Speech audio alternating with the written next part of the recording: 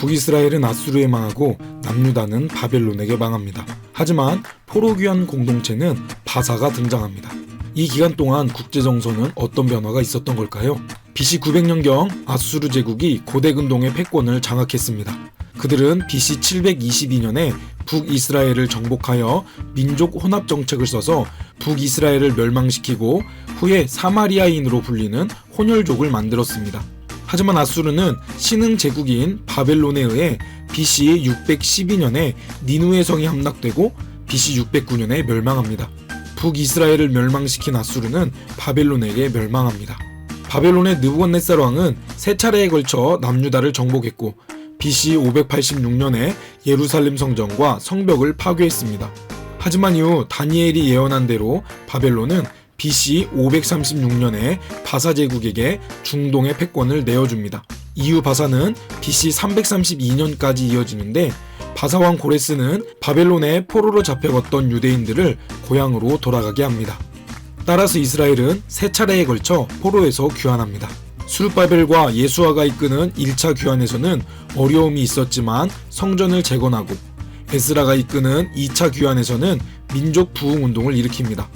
이후 느헤미야가 이끄는 3차 귀환에서는 52일 만에 성벽을 재건합니다. 이스라엘의 포로 기간은 하나님의 심판이자 징벌의 기간이었습니다. 이스라엘이 하나님께서 약속하신 축복의 땅에서 추방되어 이방의 땅으로 흩어진 것은 하나님의 심판이었습니다.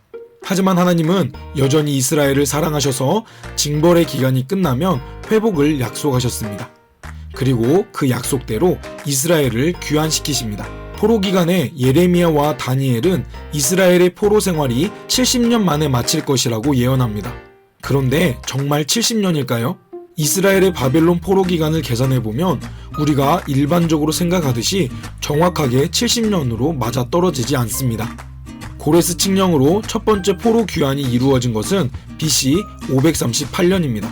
그런데 이스라엘이 1차로 포로로 잡혀간 연도는 BC 605년입니다.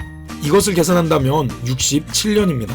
그렇다면 70년은 어디에서 나온 예언일까요? 70년을 해석하는 방법에 대해서 다양한 견해가 있습니다.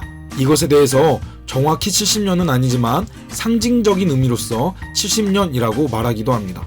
7년마다 안식년을 보내는데 여기에 완전수인 10을 곱해서 70년이라는 것을 완전한 안식을 누리는 기간으로 보기도 합니다. 하지만 우리가 포로 기간을 조금 다른 관점으로 본다면 70년을 계산할 수 있습니다. 포로 생활 70년은 심판의 기간이기도 했지만 새로운 시작을 위한 준비 기간이기도 했습니다. 그것은 바로 이스라엘의 멸망의 관점이 아니라 성전의 파괴와 회복의 관점으로 포로 기간을 계산하는 것입니다. 성전이 파괴된 BC 586년 이후 수르바벨 성전이 재건된 BC 516년까지가 정확히 70년이기 때문입니다.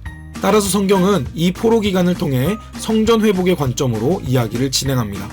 결국 포로 기간이 이야기하는 것은 하나님 백성의 본질은 하나님께 예배하는 공동체가 되어야 한다는 사실입니다. 이러한 성전 회복의 주제는 이후 신약의 예수님께서도 말씀하십니다.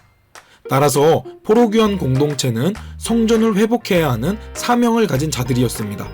여기에서 성전 회복은 곧 예배의 회복을 말합니다. 1차 귀환을 통해 수르바벨이 눈에 보이는 성전을 회복했다면 이제는 그 성전에서 예배하는 예배 공동체의 회복이 필요했습니다.